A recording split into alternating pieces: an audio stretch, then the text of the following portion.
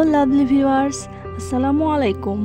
এচি কিচেন চ্যানেলে আজকে আরও একটি নতুন রেসিপি দেখার জন্য সবাইকে ওয়েলকাম জানাচ্ছি।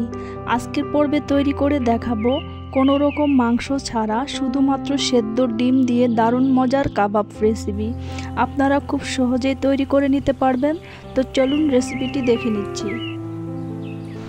আজকের রেসিপির জন্য আমি এখানে 2টা সেদ্ধ ডিম ভালো করে গ্রেট করে নিয়েছি।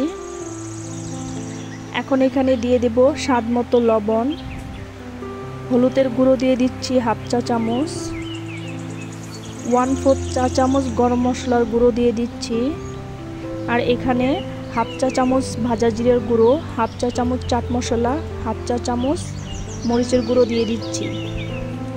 ঝালটা আপনারা আপনাদের পছন্দ মতো দিয়ে দিবেন, তবে কাবাবের ঝালটা বেশি হলেই ভালো লাগে। এখানে দিয়ে দিচ্ছি 3টা কাঁচামরিচ কুচি, 2টা মিডিয়াম সাইজের পেঁয়াজ কুচি।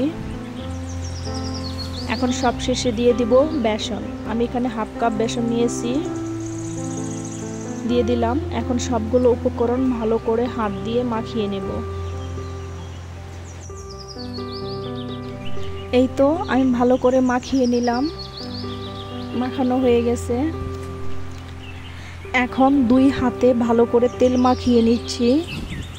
এখন এখান থেকে একটু করে নেব, নিয়ে 2 হাত দিয়ে ভালো করে গোল করে নেব, নিয়ে হাতের তালু চেপে এভাবে কাবাব বানিয়ে নেব। আমি এভাবে সবগুলো কাবাব বানিয়ে নেব। আপনারা আপনাদের পছন্দ মতো ছোট বড় করে নিতে পারবেন।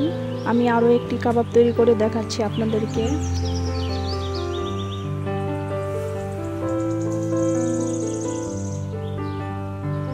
আমি এভাবে সবগুলো কাবাব বানিয়ে নিয়েছি।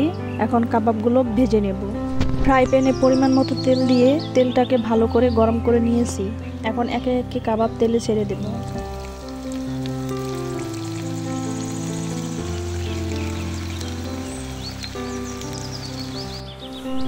এখন চুলার আঁচ কমিয়ে হালকা গোল্ডেন কালার করে ভেজে নেব। চুলার আঁচ কমিয়ে ভাজবেন। চুলার আঁচ বাড়িয়ে ভাজলে উপরে তাড়াতাড়ি কালার চলে আসবে আর ভিতরে কাঁচাই থেকে যাবে। সুন্দর একটা গ্রান আসতেছে।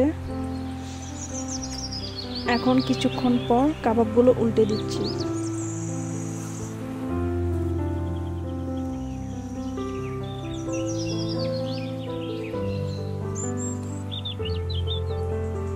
ভালো করে উল্টে পাল্টে লাল লাল করে ভেজে নিলাম।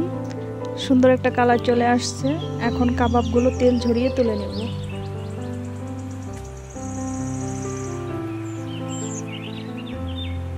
তৈরি হয়ে গেল মাংস ছাড়া কাবাব। কেউ বুঝতেই পারবে না এটা মাংস ছাড়া কাবাব। খেতে কিন্তু দারুণ হয়েছে।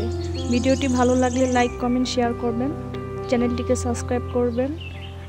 ধন্যবাদ সবাইকে এতক্ষণ আমার ভিডিওটি দেখার জন্য। আজকের মতো এখানে বিদায় নিচ্ছি। আল্লাহ হাফেজ।